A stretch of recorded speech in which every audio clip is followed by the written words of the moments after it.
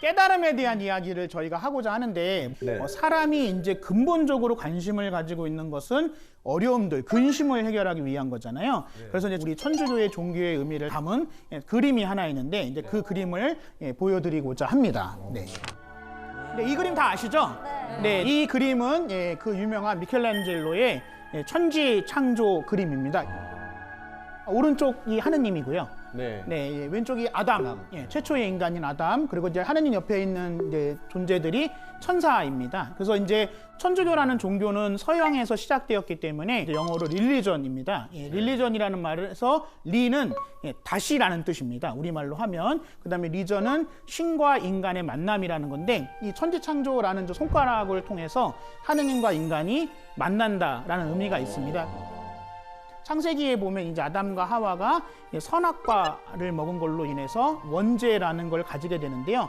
그래서 이제 하느님과 사람이 결별하게 됩니다. 근데 이제 예수님께서 다시 이 세상에 오시면서 멀어져 있었던 관계를 다시 화해시키시고 하느님과 사람이 다시 하나가 된다. 그런 의미를 담고 있는 그림이 이 그림이라고 할 수가 있겠습니다.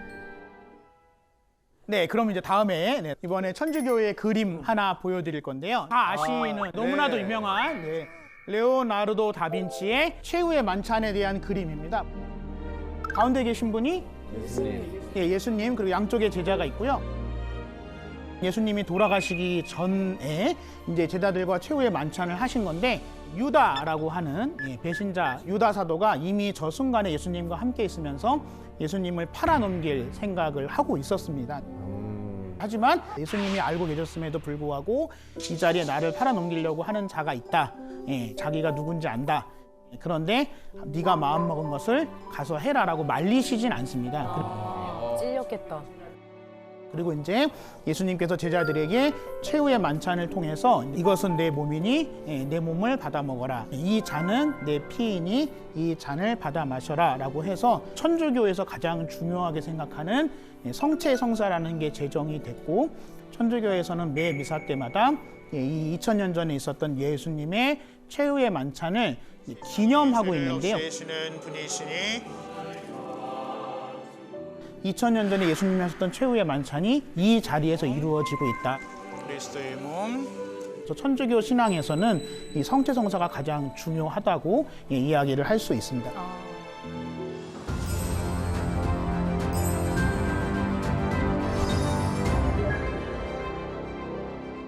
천주교는 이제 유일신 종교라고 합니다. 그래서 세 개의 유일신 종교가 크게 유다교, 그다음에 그리스도교, 그다음에 이슬람교가 있는데요. 이 한 분이신 하느님은 특별히 이슬람교나 유다교는 유일신 하느님은 유일신의 형태로만 계시는데 그리스도교에서는 삼위일체이신 하느님으로 있다고 이야기를 합니다. 그래서 성부 하느님, 성자 예수님, 그다음에 성령 하느님. 그래서 천주교 신자들이 성호경을 그을 때 성부와 성자와 성령의 이름으로 하는 이유는 그래서 그렇고요. 이 세 위격을 가지고 있는 하느님이 한 몸이다. 이게 이제 삼위일체교리인데 물의 화학 기호가 뭐죠? H2O, 그죠? 물이 액체이던 기체이던 고체이던 화학 기호는 변하지 않습니다. 그죠? 근데 보여지는 모습은 다르죠.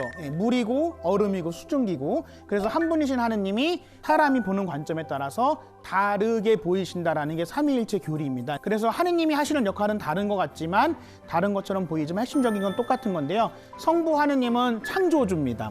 그리고 성자 예수님은 구세주.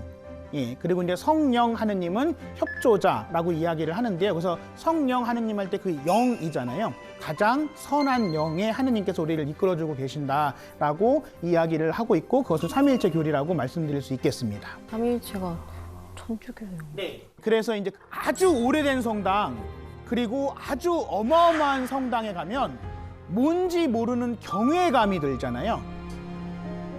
제가 이제 소개시켜드릴 곳은 세계에서 가장 큰 성당, 지상의 영적 지도자라고 하는 교황님이 계시는 곳이고 가톨릭 교회의 총본산이며 역사적으로, 예술적으로, 종교적으로 문화유산 같은 곳이기 때문에 바티칸에 있는 성 베드로 대성당에 대해서 말씀을 드릴 겁니다.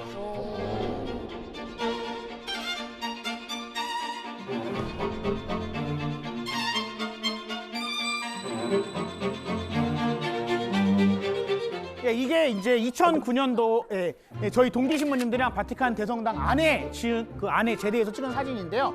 제가 2009년도에 서품 받았는데, 예, 제가 저렇게 서 계신 게. 왜 저렇게 서 계신 거예요? 네, 말갈량이처럼 서 계세요.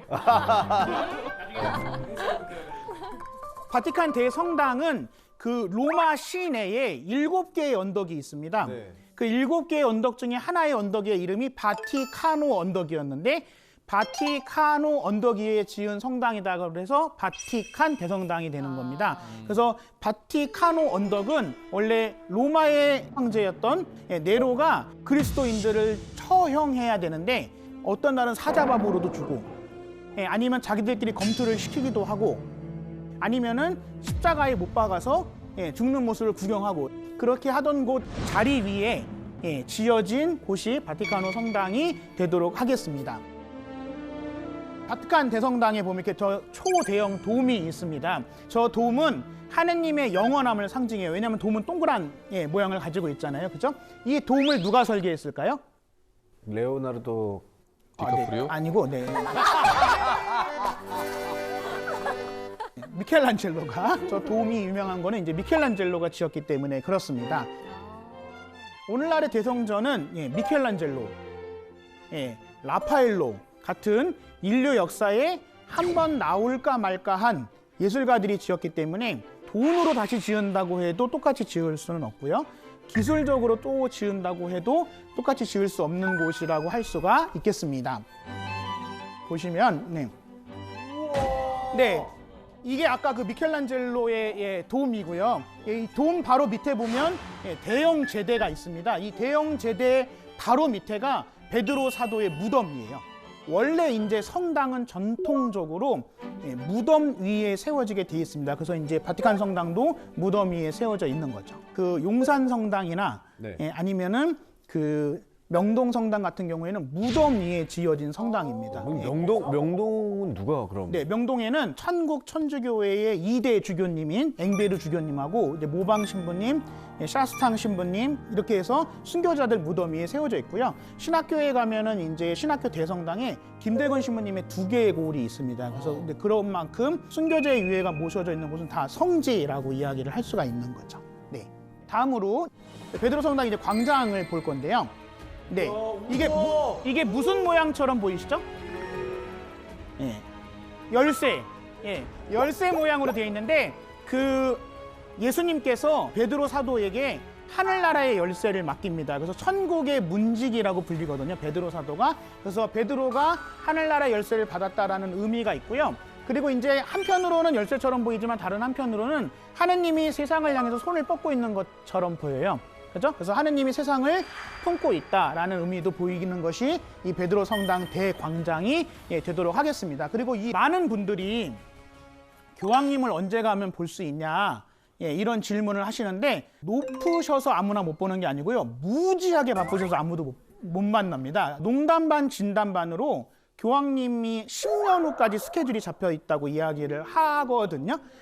어쨌든 교황님을 정기적으로 볼 수 있는 거는 물론 이건 스케줄이 없을 때입니다. 뭐 그때 간다고 항상 계시는 게 아니라 수요 일반 아련이라고 해서 매주 수요일 날 오전 10시에 가면 교황님을 볼 수 있고요. 매주 주일 날 12시에 가면 교황님이 집무실 창문을 열고 삼정기도를 하고 사람들한테 좋은 말씀을 하는 시간을 가지게 됩니다. 근데 아까 제가 보여드렸던 제 성지순례 갈 때는 교황님께서 외국 출타 중이셨어요. 그래서 제가 교황님을 보지는 못했는데 천주교 신부인 저도 교황님을 못 봤는데 스님이 교황님을 보신 게 아니라 교황님과 사진도 찍었어요. 네네. 그래서 그래서 스님이 교황님과 찍은 사진을 스님을 한번 찾아보세요. 여기 스님 어디 계실까요? 지금 머리부터 보게 되는데요. 그렇죠. 머리부터 봐야 돼요. 네. 일단 의상, 두 번째 의상. 아, 저기. 네네. 이게 무슨 일이야 이게? 2022년에 카자흐스탄에서 열리는 세계 전통 종교 지도자 대회라는 4년마다 열리는데 제가 한국 대표로 이제 저는 참석을 했었고 제가 이 사진을 찍고 신부님께 자랑을 했었거든요. 나 봐라. 나 찍었다. 나 교황님하고 찍었다. 그 사진. 보지도 못했는데. 아. 네, 이 사진 보시면 지금은 이제 뭐 그렇진 않지만 예전에는 사제가 교황님을 서서 볼 수가 없거든요.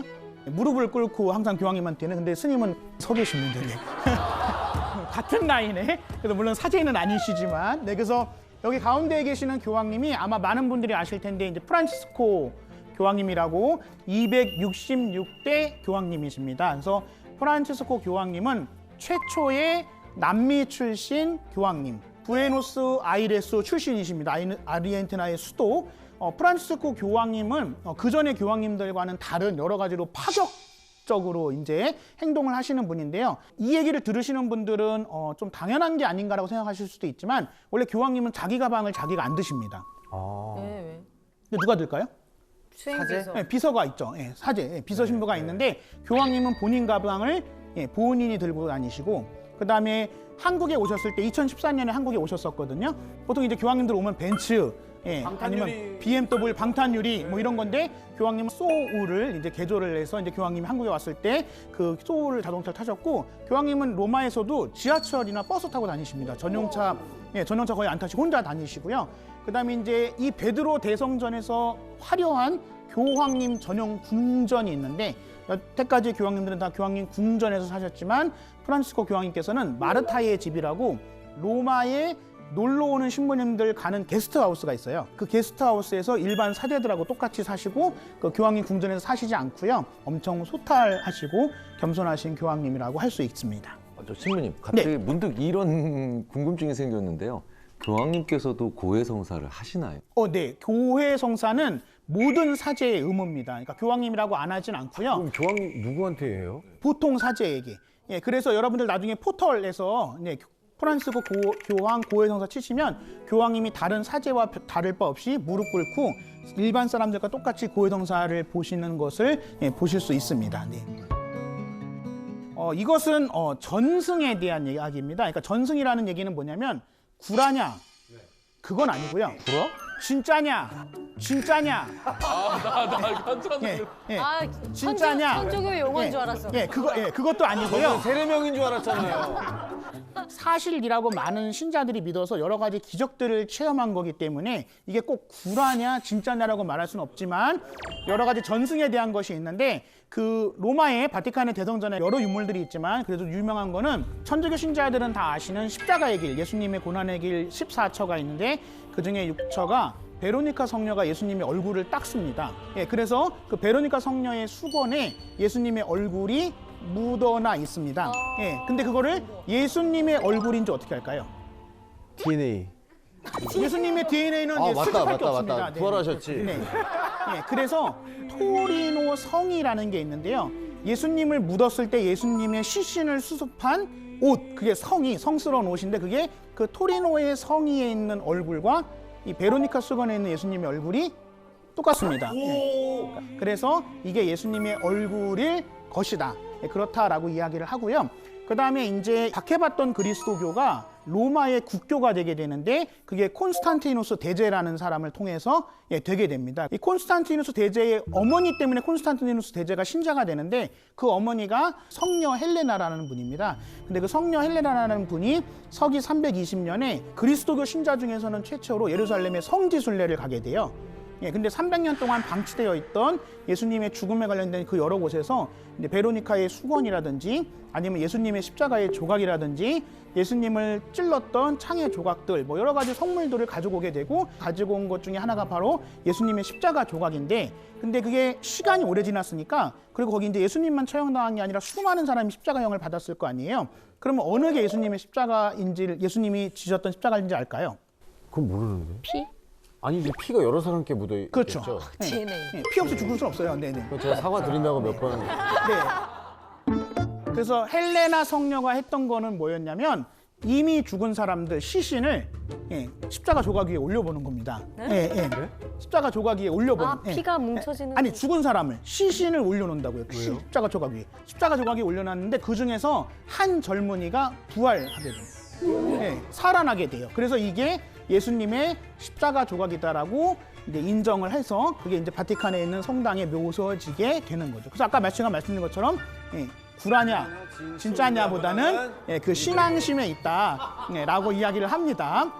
이제 예수님께서 본시오 빌라도라는 총독 때에 십자가에 못 박혀 돌아가게 되는데 죽었는지 안 죽었는지 확인하려면 십자가를 내렸다가 다시 올리면 제일 편하거든요. 근데 내렸다가 올리면 힘들잖아요. 옆구리를 창으로 찔러가지고 피를 나오게 하면 어차피 말라 죽습니다. 근데 이제 예수님의 옆구리를 찔렀던 사람이 전승에 의하면 로마 군인 롱기누스라는 사람이었는데 창으로 찔렀을 때 그 순간에 눈이 멀어요. 그 후에 그 사람의 식구들이 그 창 조각을 가져오게 되거든요. 근데 그 창 조각에 있는 피가 이제 롱기누스의 눈에 다시 떨어지면서 롱기누스가 다시 눈을 시력을 회복하게 됩니다. 그래서 그 롱기누스가 그 체험을 통해서 자기가 그리스도인이 되고요. 예수님처럼 나중에 십자가에 못 박혀 죽게 됩니다. 그래서 이제 롱기누스가 성인이 되거든요. 그래서 바티칸 대성전에 가보시면 창을 들고 있는 사람이 있는데 그 창을 들고 있는 사람이 바로 그 롱기누스 성인이 되도록 하겠습니다. 그래서 역사적으로 이 예수님의 십자가 창을 가지고 있는 사람이 엄청난 권력을 누릴 거다라고 해서 서유럽의 웬만큼 이름께나 나오는 사람들이 그 창을 소유하려고 했었고 심지어는 나폴레옹도 그 창을 소유하려고 했었지만 나폴레옹은 끝내 얻지 못했고요. 그 창 중의 일부가 그 당시에 유럽에서 가장 강력한 왕가였던 합스부르크 왕가의 비엔나 박물관에 있었는데요. 그걸 이제 2차 대전을 일으킨 히틀러가 가져가게 됩니다. 그래서 이제 히틀러가 뭐 유럽을 정복하게 됐다라는 뭐 그런 뭐 야사 같은 얘기도 있고요. 히틀러가 멸망한 다음에는 다시 이제 오스트리아의 비엔나에 있는 합스부르크의 왕가의 박물관에 옮겨지게 됩니다. 그래서 이제 베드로 대성전에는 그렇게 예수님과 관련된 여러 가지 유물들이 있고요. 다음으로 제가 말씀을 드릴 거는 한국 사람들한테 굉장히 각별한 건데요. 이 갓쓴분이 누굴까요? 성 김대건 안드레아 신부님인데 한국인 최초의 신부님입니다. 사제가 되고 1년 만에 박해받고 돌아가시게 되는데요. 이 바티칸의 외벽에 보면은 여러 유명한 성인들을 조각을 해놓는 게 있는데요.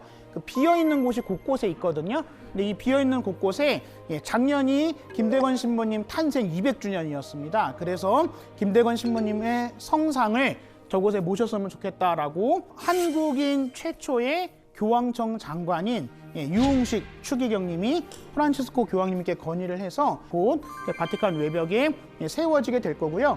저 팔 벌리고 있는 거는 뭐 보통 사제가 미사할 때의 모습이기도 하지만 마찬가지로 하느님의 백성을 포용한다라는 그런 의미가 되겠습니다. 그런 것들을 보시면 되는데 기본적으로 성당은 사람들에게 마음의 평화를 주는 곳이잖아요. 신자에게만 주고 말면 안 되겠죠.